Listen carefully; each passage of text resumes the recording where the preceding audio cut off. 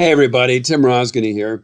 Today I want to talk about setting boundaries and setting real boundaries that actually mean something. And I think it's a misunderstood concept. I think that there's this idea that somehow setting boundaries involves telling someone you don't like something and then as if that magically is going to get them to change their behavior. Hey, I don't like it when you do that. I want you to stop. That's not setting a boundary. I mean, that can be part of the process, but at the end of the day, setting a boundary is about yourself. It's about a commitment to yourself that you are going to change your behavior. You're going to respond differently than you have in the past to XYZ situation. It's a commitment to oneself. Let me give you an example from my history. And this goes back a ways. This is with my dad.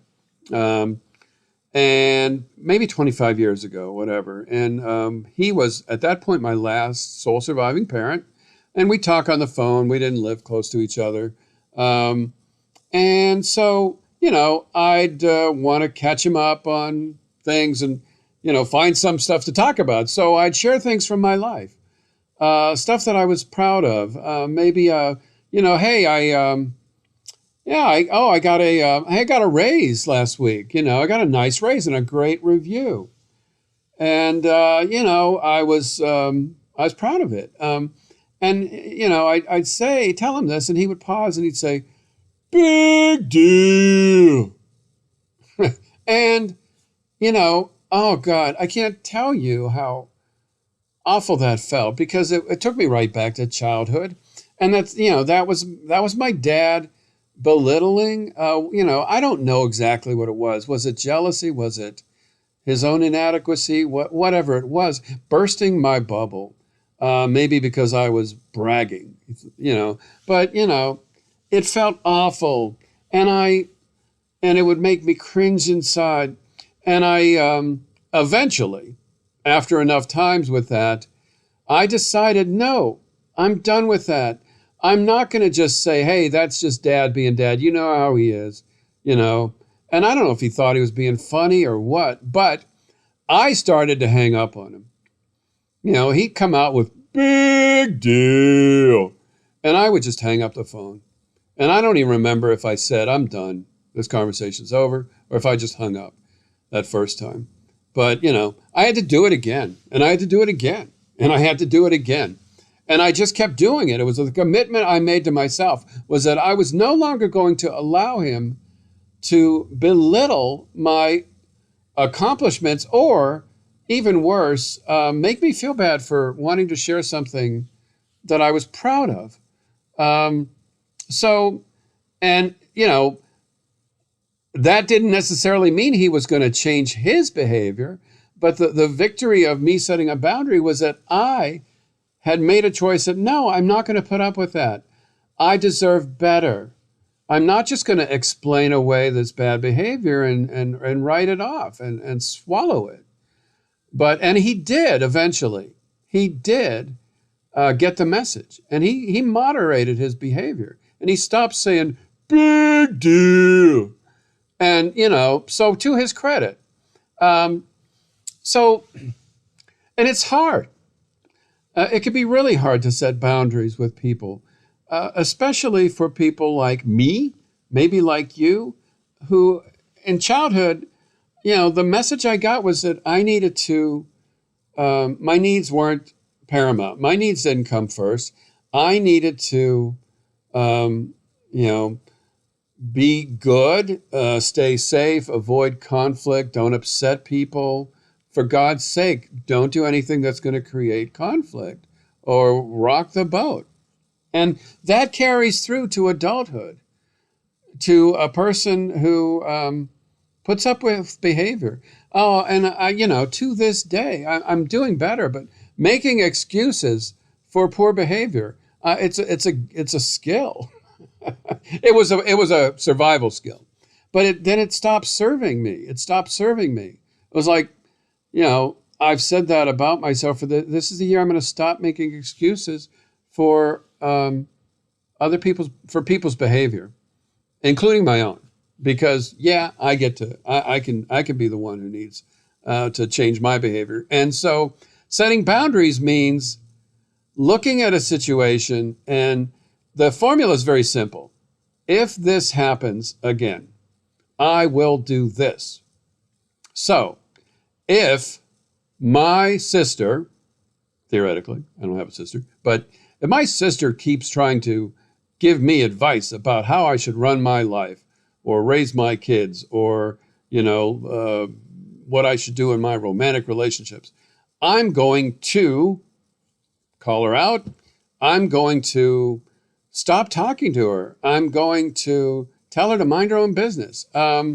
So, you may or may not be able to get your sibling to stop giving you advice. You're liable to get, but I'm just trying to help. Why are you being so sensitive? Because if you're changing the way, if you've taken a treatment, a certain kind of treatment for years and years and years, and suddenly you decide to change the way you react and behave and respond, well, that's going to throw people for a loop. And good, it should. So the hardest part about setting boundaries is it requires you to make a commitment to yourself. It requires you to say, I'm worthy. I deserve better treatment. It requires you to say, my needs matter. I get to say what I think. I get to stand up for myself. And I can call things out, or I can quietly walk away. I don't have to accept unacceptable behavior. And so easier said than done. And if you think about situations, I'm sure you have some, where you need to set a boundary or you've set a boundary, and sometimes it goes well, sometimes it doesn't. And feel free to, put stuff in the comments about your own experiences. But the beauty of it is, and the real key is, a boundary is not about changing someone else's behavior. A boundary is about making a commitment to do something different, to change your behavior, to change the way you respond.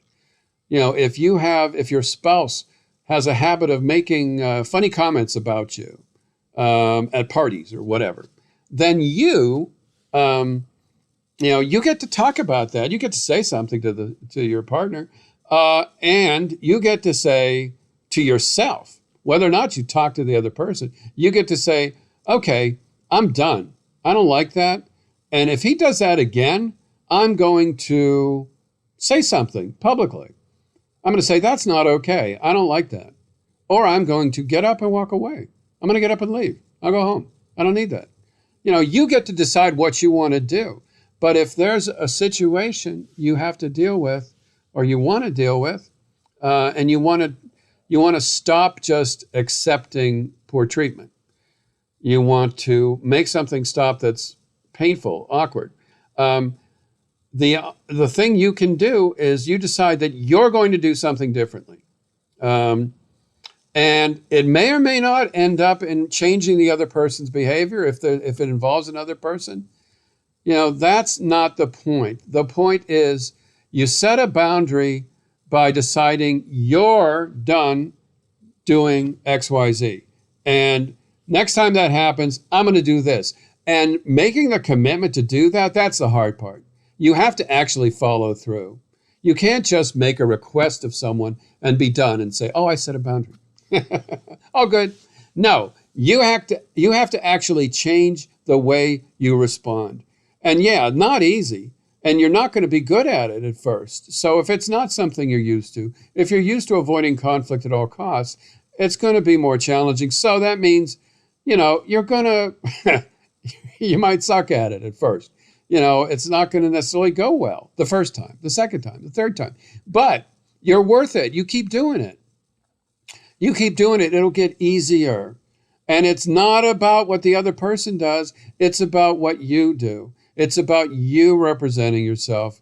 And so anyway, I hope that resonates. I know it's a tricky topic. I really would love to hear from you in the comments about your own experience with boundaries.